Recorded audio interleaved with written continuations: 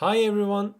In today's easy tutorial, I'm going to show you how to plan your content in asana.com.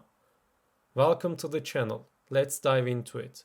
On your Asana homepage, go to the left side menu and click on this My Tasks button.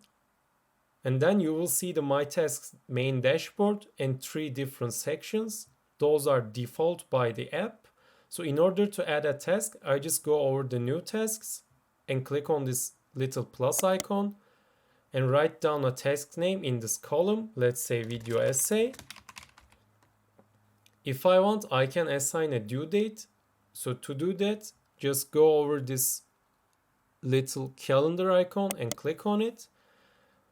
Let's say it's due 10th of December. Also, I can add a start date by clicking on this button. Let's say it starts 6th of December. To close this tab, I'm just simply going to press on escape. And let's say I'm going to add one more task. To do that, I'm going to go over here and click on it and write down my task name in this column. Once again, let's say article. Again, I'm going to click on calendar and select a due date. Let's say 13th of December. Again, I'm going to press escape.